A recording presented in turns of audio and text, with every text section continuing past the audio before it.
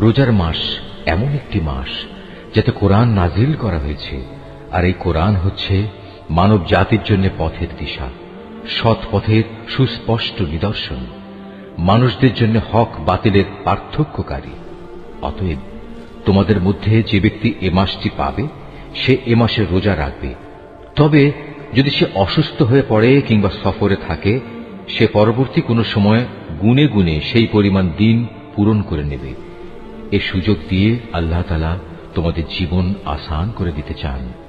আল্লাহ তাআলা কখনোই তোমাদের জীবন কঠোর করে দিতে চান না। আল্লাহর উদ্দেশ্য হচ্ছে তোমরা যেন গুনে গুনে রোজার সংখ্যাগুলো পূরণ করতে পারো। আল্লাহ তাআলা তোমাদের কোরআনের মাধ্যমে জীবন যাপনের যে পদ্ধতি শিখিয়েছেন, তার জন্য তোমরা তাঁর মাহাত্ম্য বর্ণনা করতে এবং তাঁর কৃতজ্ঞতা আদায় করতে পারো। হে নবী, আমার কোন বান্দা যখন তোমাকে আমার ব্যাপারে জিজ্ঞেস করে, তাকে তুমি বলে দিও, আমি তার একান্ত কাছেই আছি। আমি আহ্বানকারীর ডাকে সাড়া দিই যখন সে আমাকে ডাকে। তাই তাদের উচিত আমার আহ্বানে সাড়া দেয়া এবং সম্পূর্ণভাবে আমার উপরই ঈমান আনা। আশা করা যায় এতে করে তারা সঠিক পথের সন্ধান পাবে। রোজার মাসের রাতের বেলায় তোমাদের স্ত্রীদের কাছে যৌন মিলনের জন্য যাওয়া তোমাদের জন্য হালাল করে দেয়া হয়েছে, কারণ তোমাদের নারীরা যেমনি তোমাদের জন্য পোশাক স্বরূপ, ঠিক তোমরাও তাদের জন্য পোশাক সমতুল্য। আল্লাহ তাআলা এটা জানেন। রোজার মাসে রাতের বেলায় স্ত্রী সহবাসের ব্যাপারে তোমরা নানা ধরনের আত্মপ্রতারণার আশ্রয় নিচ্ছিলে, তাই তিনি তোমাদের উপর থেকে কড়াকড়ি শিথিল করে তোমাদের উপর দয়া করলেন এবং তোমাদের মাফ করে দিলেন।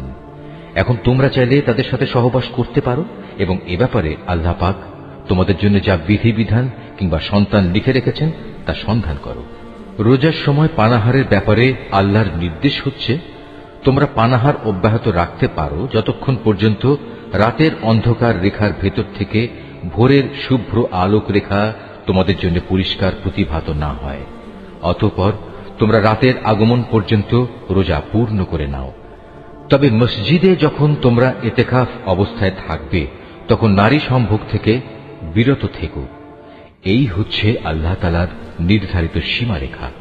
অতএব তোমরা কখনো এর কাছেও যেও না।